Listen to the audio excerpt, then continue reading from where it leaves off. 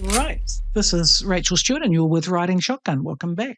I'm not worried about Brian Tamaki. There, I've said it. I'm more worried about the New Zealand police and their tactics. I'm more worried about the New Zealand media and their tactics. I'm more worried about who decides who's a decent person in this country. Somebody, someone, or a few people decided to share a video of a Destiny Church service where fiery things were said on Sunday. Tamaki gave a sermon on what he calls spiritual warfare. He mentioned specific agencies and that they were going to go down because of the evil that's in our country. When he finished his sermon, the congregation began to pray. We call on the innumerable company of angels in Jesus' name to come and strike these things down, to kill them, to purge them, to cast them down to the deepest depths of hell where they belong, said one follower, not Tamaki. They've had their chance, but they're done. They are dead. In Jesus' name, we cut their heads off. Okay, so far, so normal. I mean, go down to the American South and just listen to the gospel as they preach it, and often with a hearty side of snake wrangling. But oh no,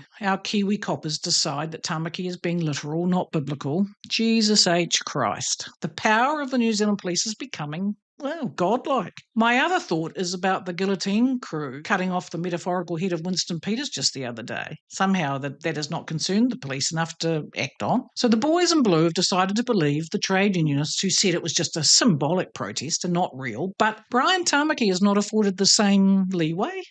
Is Christianity the new evil now? And it is terrorising, make no mistake. When a bunch of cops turn up at your private residence unannounced and throw paperwork at you and demand your lawful possessions, it is disconcerting and surreal. I know this because what's happened to Tamaki has already happened to me. My sin in 2021 was joking on Twitter about an abusive individual in the New Zealand trans cult. That morphed into being a danger to trans people, and all of my firearms license and ammo being taken too. I know how this feels, and it's a test of one's mettle. I ended up with everything being returned after spending $15,000 in legal fees to prove I was a fit and proper person to hold said license, and Tamaki will likely prove the same. But it's a terribly inconvenient, expensive, soul-destroying process designed to sully your reputation and ultimately shut you up. Certain topics are off limits from criticism. In my case, it was trans, and Tamaki's case, it's immigration. Now, I'm not going to sit here and tell you that Tamaki's preaching style is up my alley or whatever, but that's not the point. It's his church, his beliefs, and his congregation. Free speech and religious conviction and practice is still legal last time I looked. And I'm not a fan of the New Moon Sisters either, but far be it from me to stop a bunch of aging cosmic women sitting around a bonfire playing with rocks and invoking Gaia. Paganism is also an ideology. But have you noticed that Christianity is under attack these days? I mean, I have, and I'm not even on the lookout for it. It appears to be everywhere in the West. What's going on there, do you think? Why is our new religion, for want of a better word, porn, trans, pride parades, rainbows, and bloody unicorns? Or suicidally welcoming the free flow of cultures incompatible with our own in this country? Are these things the new sacred cows and never to be spoken of? All I know is that Brian Tamaki and Destiny have helped thousands of young men turn their lives around with zero help from outside funders or government. I believe he is genuine in his faith and in his love for his whānau and wider humanity. I have proudly spoken side by side with him on the scourge of the trans cult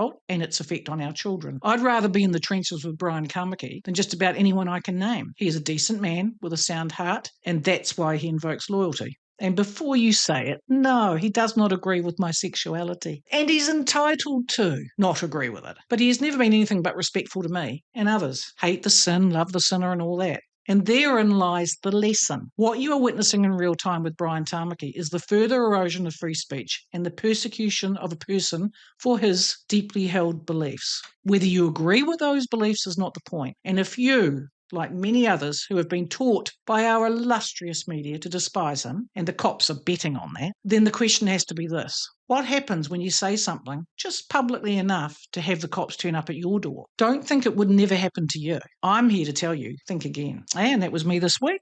I'll be interested in your feedback and talk next week. That was Riding Shotgun. See ya.